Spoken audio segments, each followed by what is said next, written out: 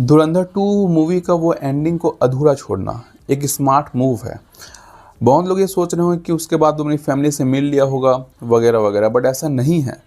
उस सीन का अधूरा ही होना इस सीन को बहुत ही इम्पैक्टफुल बताता है। अगर मैं आपको ये 5 बातें बताऊं, इसके बाद उस सीन को आप दोबारा देखने जाओगे तो आप बहुत ही ज़्यादा इमोशनल और वो सीन आपको कुछ ज़्यादा ही हिट कर जाएगी। सो उस सीन में आप ध्यान से देखिए, हमें दिखाया जाता है कि उसके जो फैमिली मेम्बर है, उसकी मम्मी और उनकी दीदी और उसके एक नाती, वो सब अपनी डे टू डे लाइफ में बहुत ही बिजी होते हैं।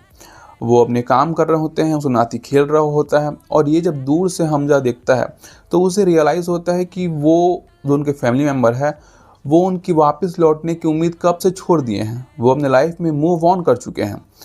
तो इसलिए वो सोचता है कि अगर मैं दोबारा जाऊंगा तो इनकी यादें फिर से ताज़ा हो जाएगी कि मैंने कहे सबको मार दिया था। और ये भी है कि उनके जो हस्बैंड है उसकी बहन का, मतलब उसका दोस्त, उसको भी इसी ने मारा है।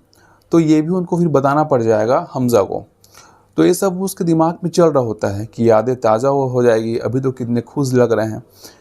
और दूसरी बात ये है कि वो हमज़ा जो है, जब आर्मी ज्वाइन कर लिया है अनऑफिशियली, तो उसमें अब वो गवर्नमेंट की प्रॉपर्टी हो गई है, और उसके लिए उसकी फैमिली को 30,000 रुपये का मुआवजा मिलता है उस टाइम में।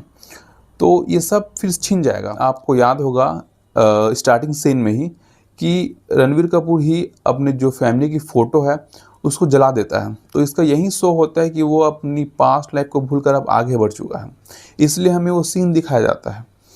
और ऐसा सेम सीन ही हम जब वो वापस आते हैं इंडिया तो भी दिखाया जाता है अपनी पाकिस्तान वाली लाइफ को छोड़ने का, इसलिए भी वो सीन को इतना इम्पोर्टेंट है। तो यही सब रीज़न के कारण वो अपनी फैमिली के पास वापस नहीं जाता है। वो जब देखता है बाहर की तरफ तो उस सीन का मतलब यही है कि वो वापस से आर्मी में ही चला जाएगा और एज ए एजेंट ही वो काम करेगा।